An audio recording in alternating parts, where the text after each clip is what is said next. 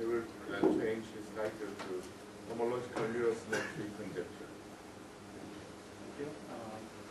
So let me just finish up what I want to say. So even though this is non-commutative because it's a dual of a tensor, but you can actually think of this as a germ of some non-commutative space. Germ of non-commutative space, which doesn't exist. So space doesn't exist, but you pretend it exists, and then you do drum theory and so on. So you can do, for example, so this one forms are something like x1, x2, xk, dx, and so on. So by just enveloping this one form, you can actually get n form. N forms are like x, x, x, dx, x, dx, and so on. Because this is non-commutative, so this, I mean, you cannot just send every d to the end or so on. It's somehow you cannot move it around.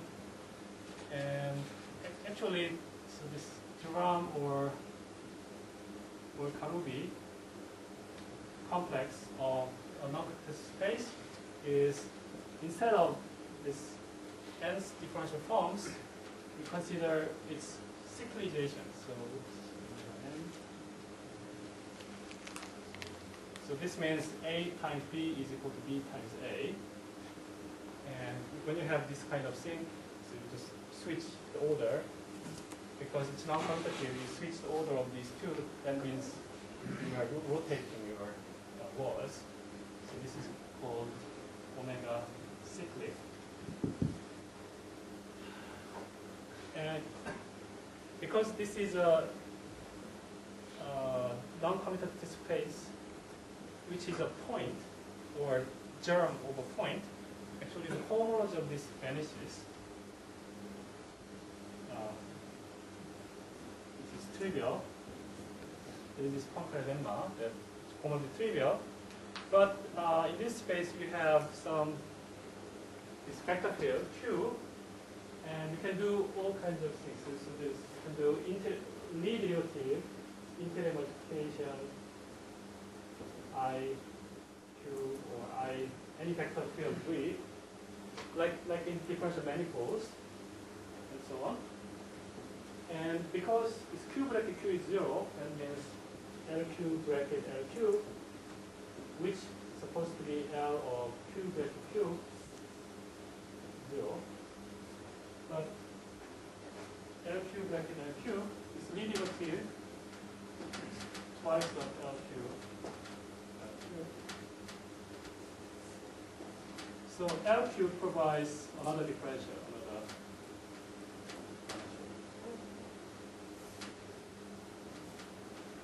and it turns out that this non-commutative with Lie Q homology that is actually it's the same thing as Hopfield homology. And zero forms with Lie Q derivative is simply homology, and actually dual. Because we dualize, everything dualized. And so I recently studied this because I wanted to study this inner product in infinite algebras.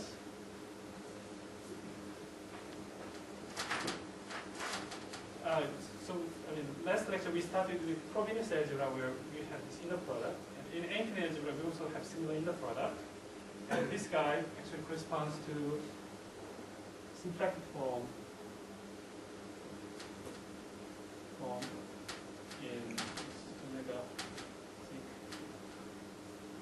2, which is closed D omega 0 and the Lie Q closed.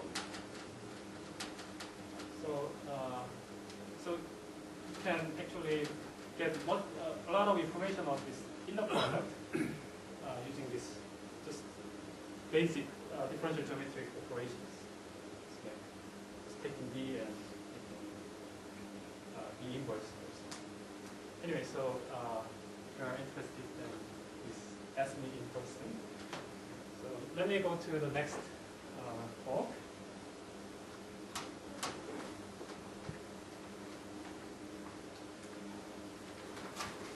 So what is homological mirror symmetry?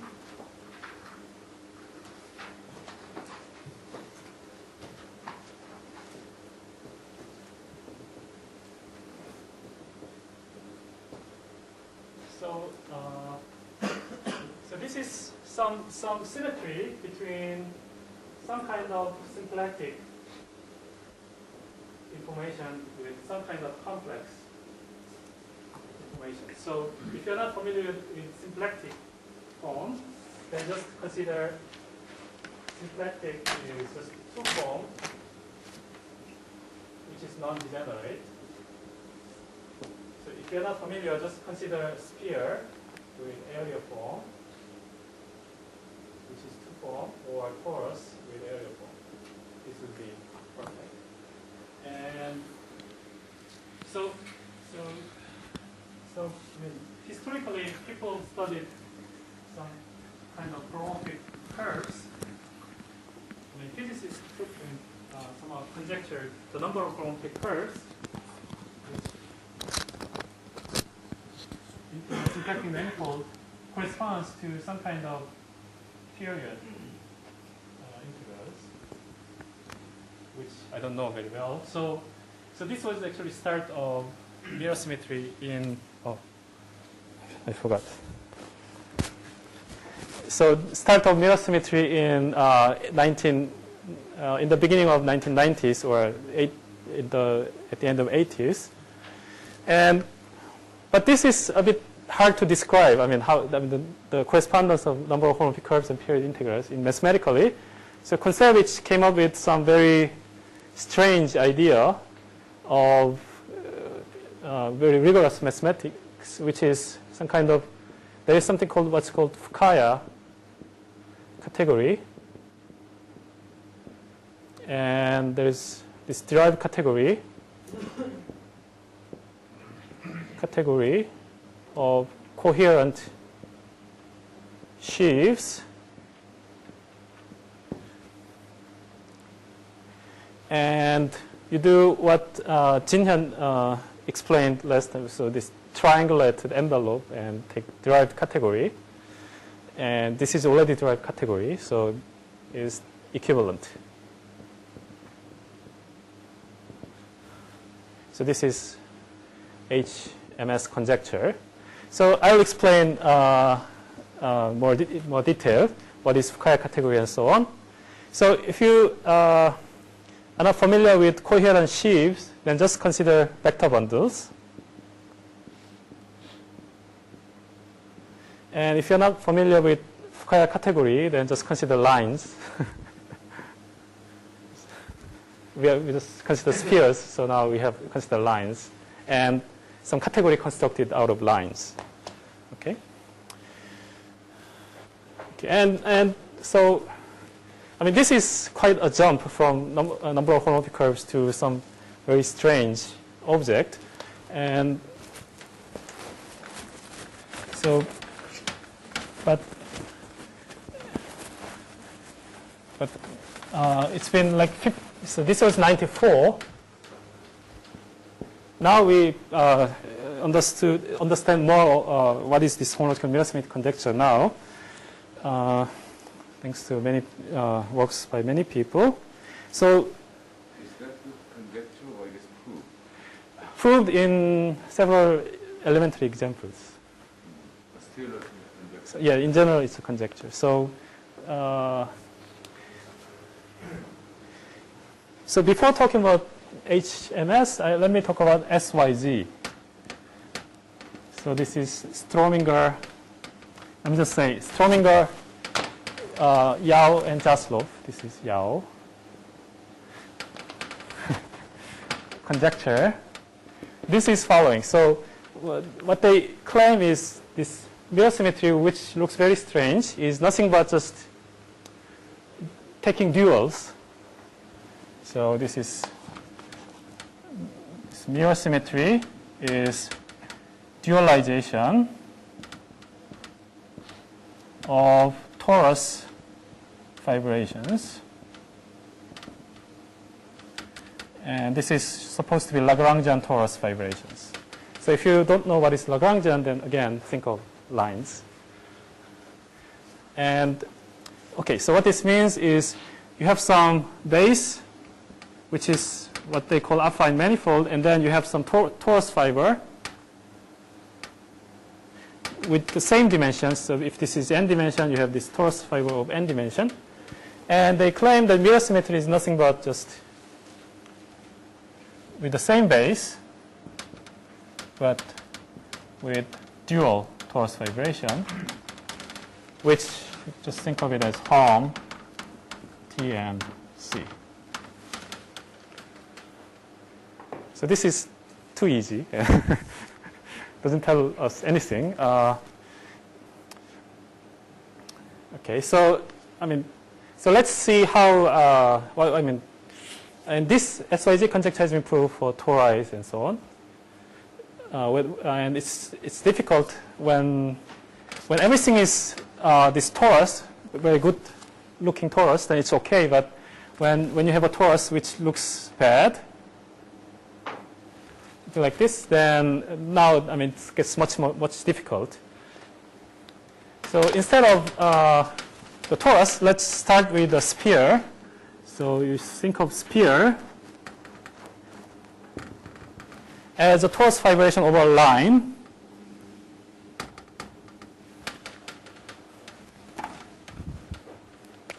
So the fibers are circles here.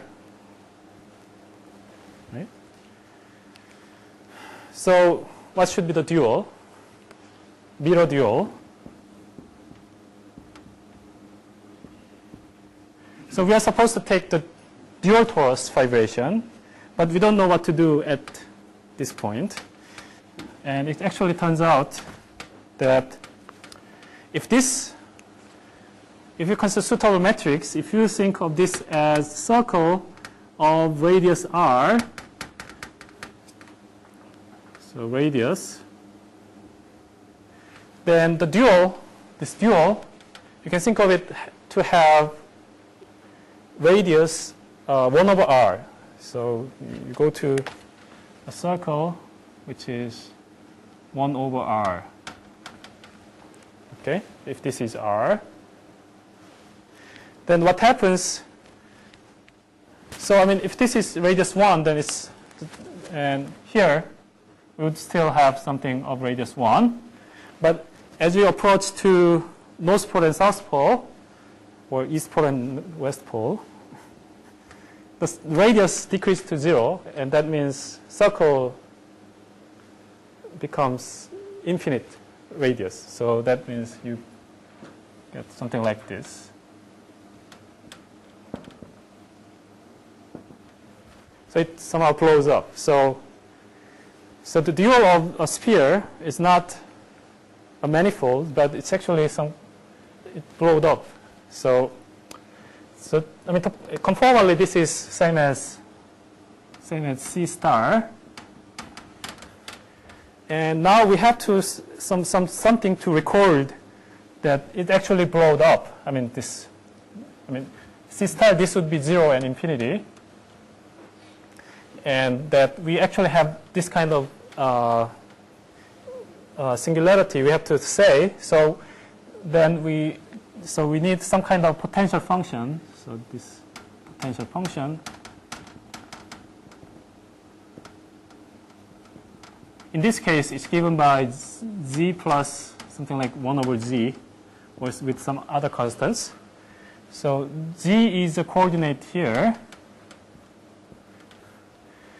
Then what you can see is that as z goes to 0, the potential goes to infinity. And as z goes to infinity, potential also goes to infinity. So this g term and 1 over z term somehow knows the distance to this singular point. And So the question is something like, how do you actually construct W when you have this kind of singular vibration? And this, I think, we, with my advisor, we found for toric case.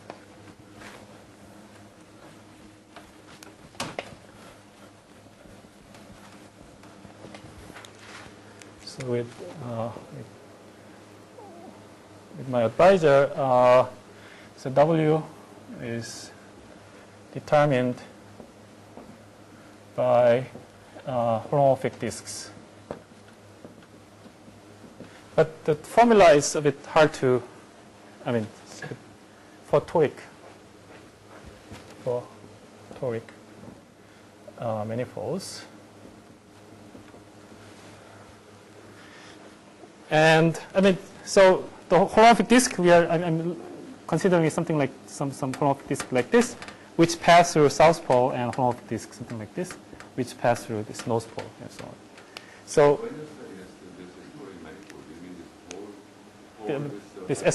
yes, this sphere is a toric manifold, and you can consider CP2 or other CPN. Yeah, this is symplectic manifold. Now this is complex side.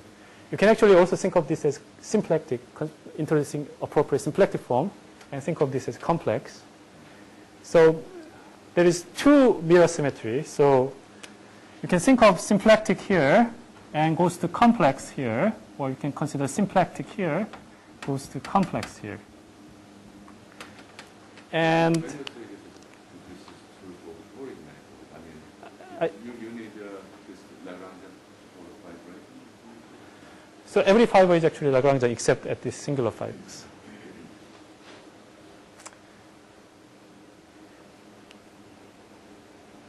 Okay. And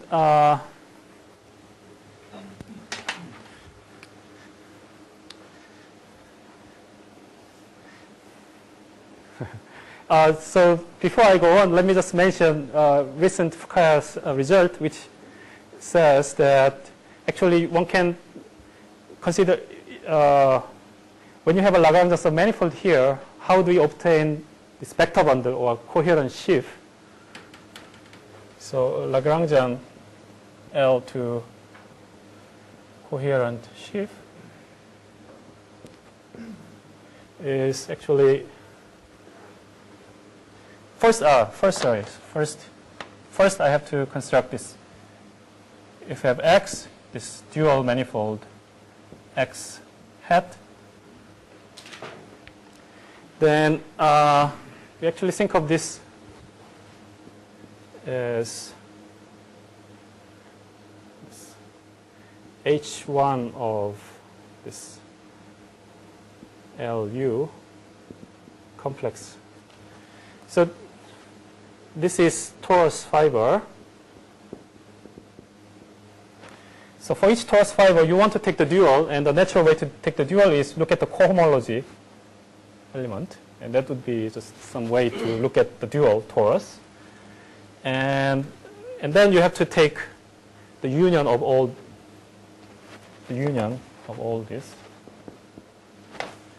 So so you can think of dual space as some kind of union of these homologies of this torus fiber, and then how do you cook up coherent sheaf?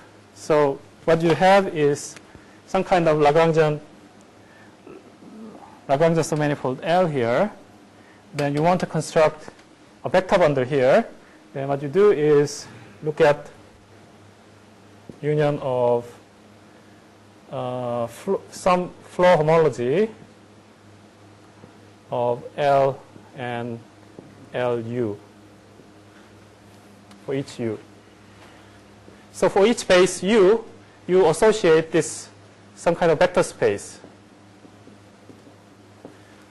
So you associate some vector space. So I mean, as together, so this is vector space.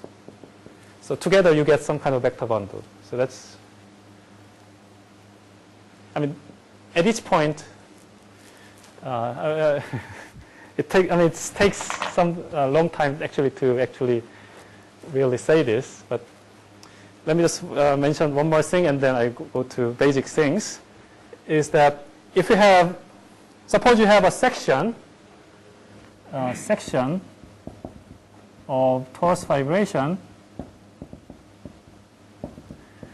then it corresponds to a line bundle. It's expected to correspond to a line bundle. Why is this? Because if you have a section, then this is some kind of intersection coming from intersection of L with LU. The flow homology I didn't explain, but it comes from this intersection. And this intersection is a point, which is if it's a section, that means it meets the fiber at one point. So in this case, you get the fiber becomes C, so you get some kind. You expect to get some kind of line bundle. So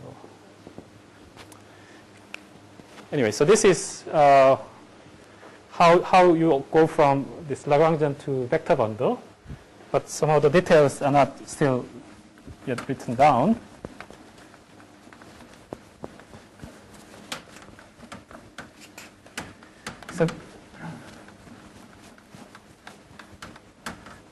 So because this is a algebraic structure, ASARC, so let me first explain the other side.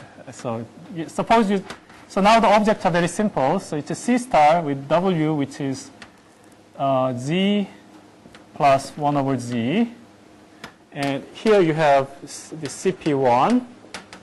Now we claim that this is dual. In what sense this is dual? So I'll later explain what is Kaya category of CP1.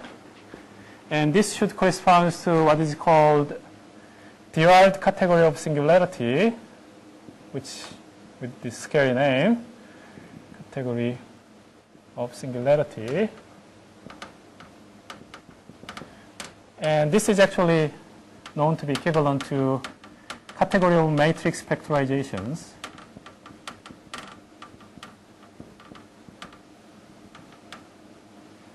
Category. So maybe I'll explain more on this side because it's more algebraic than this side, which is geometric. So, and hopefully we'll understand what is all this.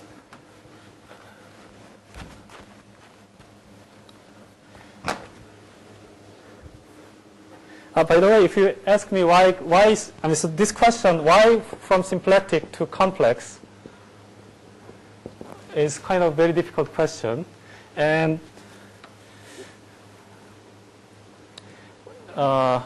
maybe in general it's a difficult question. Maybe it's more instructive to see what happens for C as real number times real number. The dual would be real number dual, real number times real number dual. So we take the dual of y. So if you have xy, then we take the dual of the y component.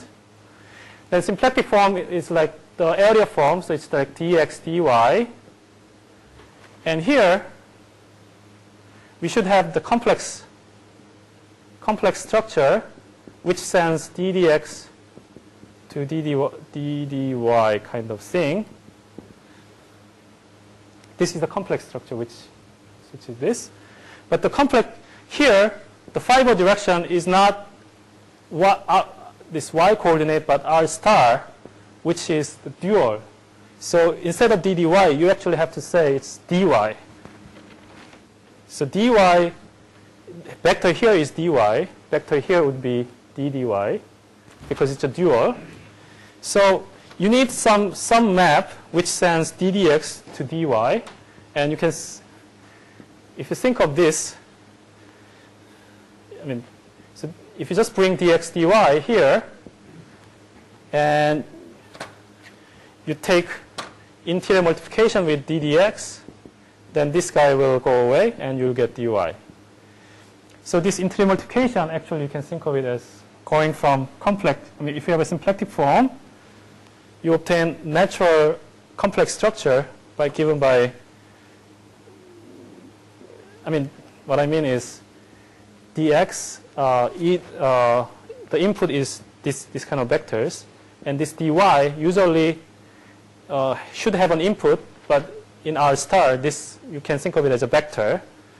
So dx dy, you can think of it as having one input and one output, which is a vector. So that would be complex structure. So this would be the corresponding complex structure. And maybe that's why symplectic information corresponds to complex information. But that's, indeed, that's the complex structure. But when there is these singular fibers, then it's very difficult to find the actual complex structure. Anyway, so let me discuss what is this derived category of singularity. I mean, the C star is just very simple space, just with puncture, which is conformal. I mean, this, which was this thing, and this guy is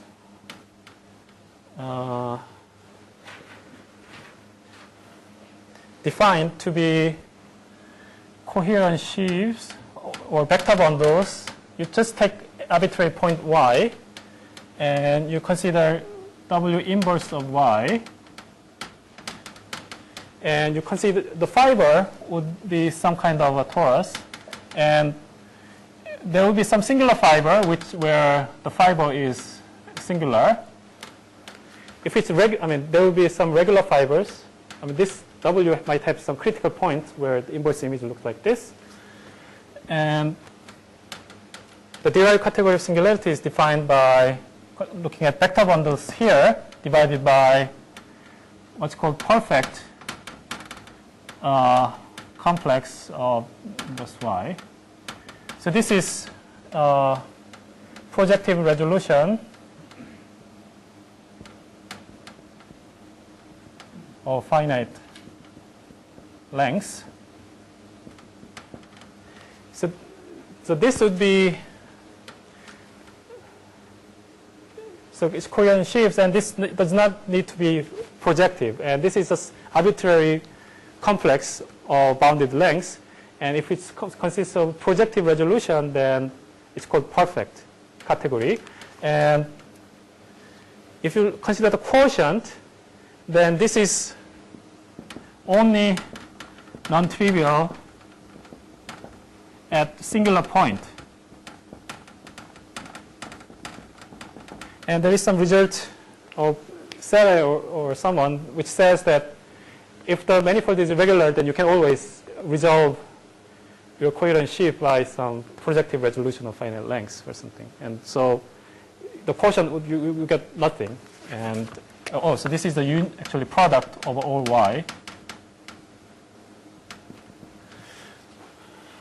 And maybe C. So it's only non-trivial at this singular point. And so I'm not really I mean, I don't really know all these things. So maybe correct me if I'm wrong. So how, I mean, but what's the relation with this matrix factorization category? So I mean, information is really here. So you just look at the neighborhood here and consider this residue field at this point. So if you have a singularity, then take residue field, let's say K, and then look at resolution. You look at the resolution of K by the Cx as Cx module.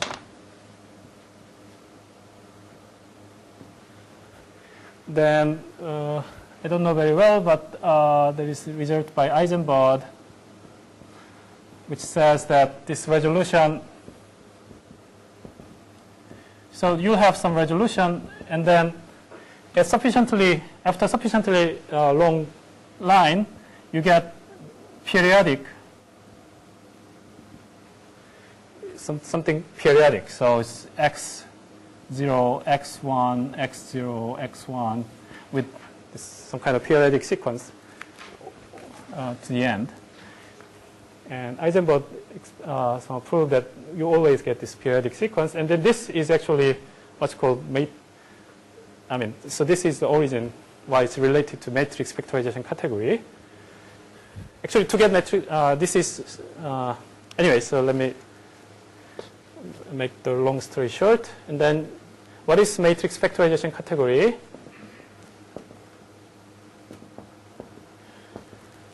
So this is just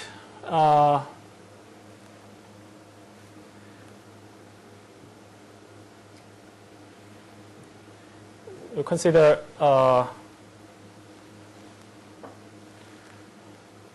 so x0, x1, x0, and you consider this map d0, d1, d0.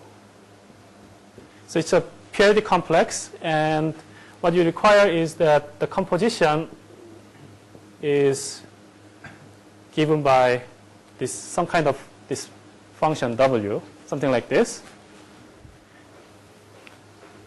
So this is not a chain complex, but it's somehow deformed chain complex. You compose twice, then you get potential w.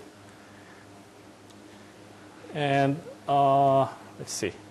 So okay, so this object of this matrix factorization category is exactly this. I'll just write this in a shorthand notation as going d0 and d1. And then what is morphism between two such x0 to x1 to x? This is modules. This is x is C, I think x. Some R modules.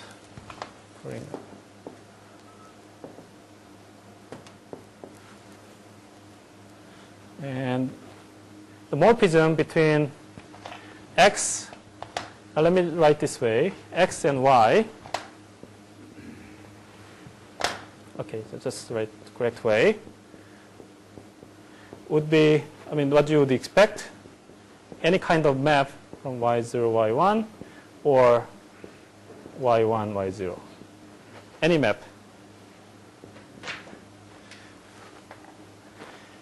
So, and this is going to be a DG category. So that means we'll have differentials.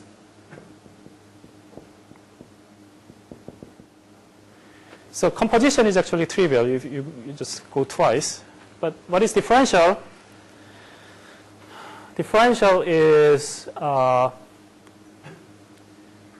if you are given this map F, then D of F is df minus fd. So in terms of a diagram,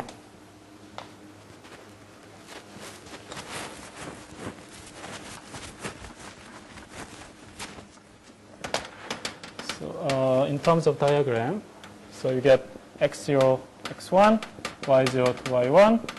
Suppose you have a map f0, f1.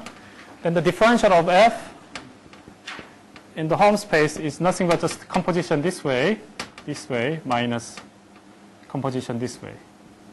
Okay? And surprisingly, recall that this, if you go twice, this is not 0, but this is w. But still, this, if you do this differential of this homomorphism twice, then it's 0. Even though the differential of this matrix factorization is not 0, but the differential of the homomorphism is 0. So the example, the easy example is something like, if w is something like z to the n, then the objects of matrix factorization would look like g of z to z to the k's, g of z to the z to the n minus k, z of z. So that their composition is z to the n, which is w. Okay? So this is object, and you'll have morphisms and so on. Now, what is called, this is the case of one variable. If you have more variables and more complicated, then this will become some kind of matrix. So you have one matrix and another matrix And the composition is W times identity, so that's why it's called matrix factorization.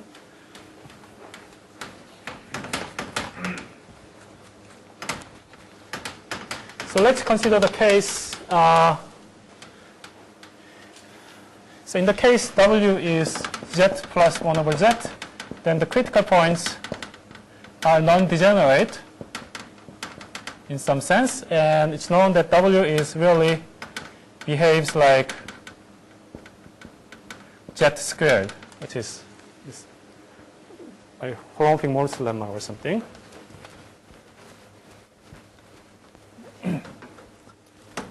Okay, so let's consider what is matrix factorization for Z squared. And I don't know why I'm speaking about this, because I'm not actually an expert in this, but I find this quite fun. So let me keep discussing about this. So obviously the object would be something like CZ to, we multiply just Z to CZ. And then if you do it twice, then you get Z squared. So that's the object. Now,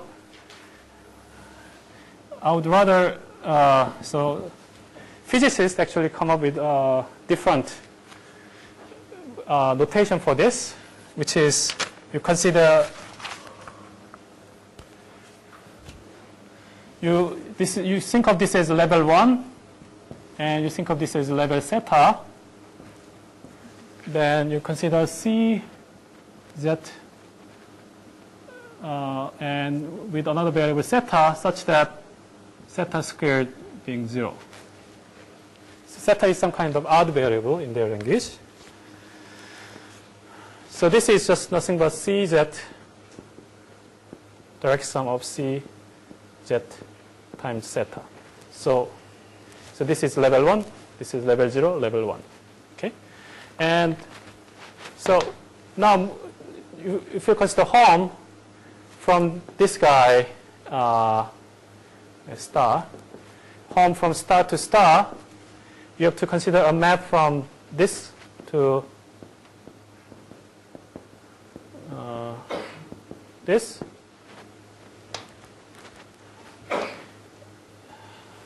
So some kind of endomorphism we are looking at, endomorphism. And in this language, endomorphism is easy. So either have to cancel theta, or you have to multiply theta or multiply z. So this is nothing but just c, z, theta, and dd theta. Some this kind of differential operators. And d of Hom, you can explicitly, because it's too simple, you can explicitly write what is differential, which is, and what is this morphism? I'm confused. Okay, so I didn't explain the map here. So the map defining this matrix factorization delta is written as x dd theta plus x theta. If you think of it, if you have element here, there is no theta, but you only multiply theta here. So you have element here, then it would go to f times x times theta. If element here, it has theta, so if you multiply theta, it's 0, but if you take derivative, then you would go to g times x. And then if you do it twice, then you get g times x times theta. It's f times x. So what you get is f times w with g times w. And g theta times w. Anyway, so this differential is actually just multiplying z. So by introducing this variable theta, I consider this at the same time, and this z operations are just this delta.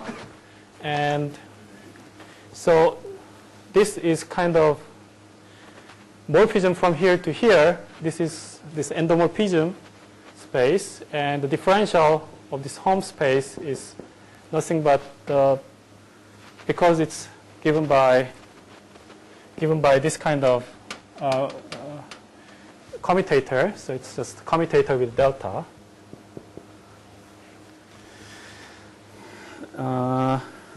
And now you can compute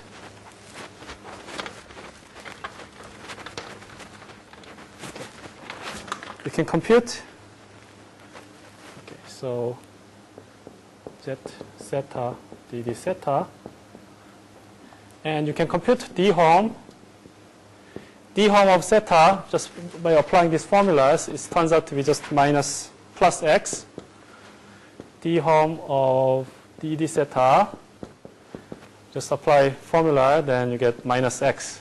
So that means this is some chain complex, and the homology is given by, so homology is given by this. I mean, we want some closed element, so you just add theta plus dd theta. Then you can see that d home of this is 0. So this is, so you have two generators, one and theta plus dd theta is homology, the homology class of endomorphism. Now, this endomorphism is an algebra because you can compose endomorphisms, and you can actually check that you can do, if you do it twice, then because of all this cancellation, because this theta square equals 0, this is nothing but just minus 1. This is nothing but just 1. So as an endomorphism algebra, this endomorphism of this star is really C times, you have one generator, alpha, and you square alpha, then you get 1. Okay, so that's the object when you consider W equals Z squared. So matrix factorization category of W have object this matrix factorization. The endomorphism of from this object to this object is given by this ring. Okay, and now let's consider the dual side, which is Fukaya category. And actually we'll obtain the same ring. So in 5 minutes, Fukaya category.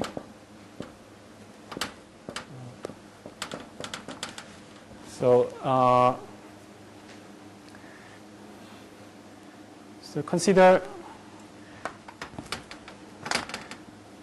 so now this CP1 is just a sphere, and because our Lagrangians are just circles, so let's call this L. Now we want to find this, what is floor homology of L. So Fukaya category is very similar to this thing, which is objects are Lagrangians of manifolds. The morphisms are intersections of Lagrangians of manifolds, or the chain complex of, if they intersect in a non-trivial, I mean, cleanly, then consider this. And there are A-infinite structures on morphisms. And so, of course, so there is differential M1, this differential, and floor homology is just a differential with this first, this M1. So this is actually homology of L M1, where M1 is from home of L to L to itself. Okay. So let's consider what is the homology of this guy.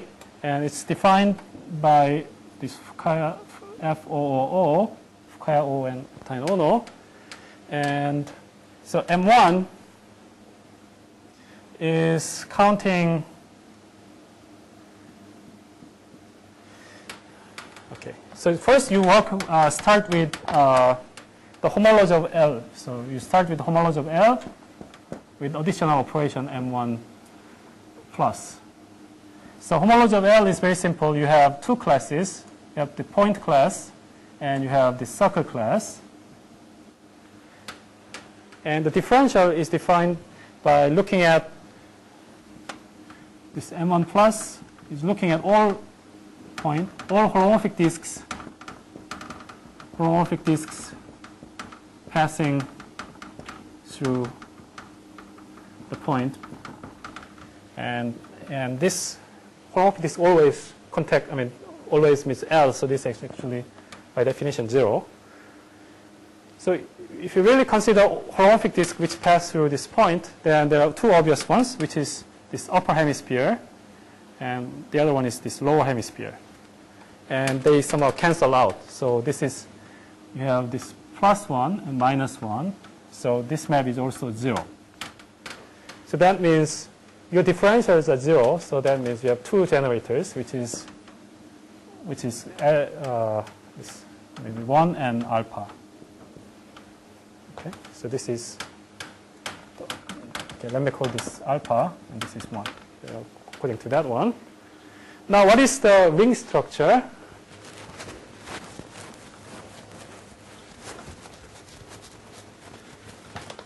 So the ring structure is given by M2 of the point. So we started with this diagram of holomorphic of disk with 3 mark point, and actually, so we are looking at disks which intersect two points, and this third one actually is not necessary, but just to read the image of holomorphic disk. Just to read off the holomorphic disk image, you need the third mark point. So actually, you need also one more mark point here, just to look at the image. So this is how M2 is defined. And in the case of a sphere, again, this M2 is easy to read because you have this sphere. Suppose you have 2 points. But I didn't color the part here because they are cyclically, they are ordered. This is ordered. So it doesn't really contain this part. So when you consider this upper hemisphere, then what you get is point.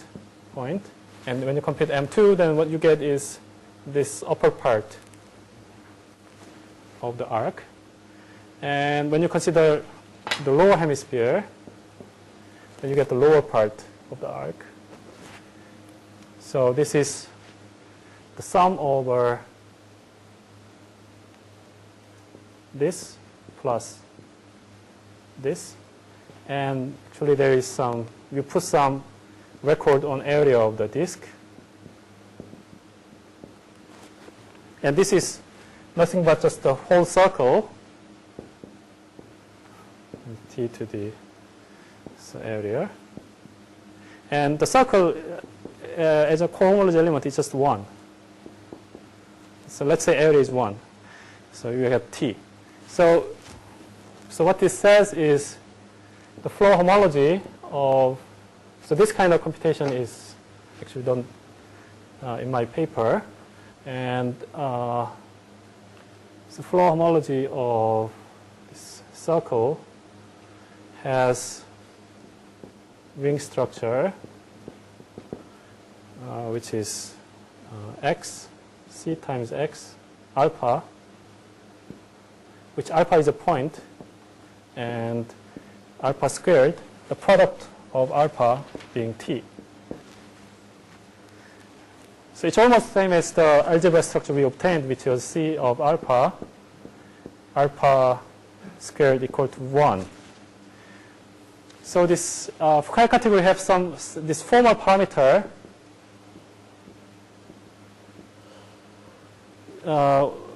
which the dual side doesn't have. And this is, so usually when you somehow identify the operations in the dual, you have to actually somehow evaluate at some t. But this is not really a good operation in symplectic geometry, so you should always keep the parameter alive. Anyway, so this is the correspondence in the case of CP1. So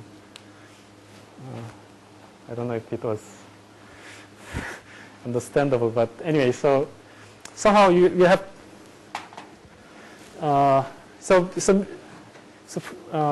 mirror symmetry of CP1 is just because the dual fibrations, so you get this dual object, and this has very simple geometry, but you have this potential W, which records the singularity of the fibration, which is occurred here. This records the singularity of the fibration.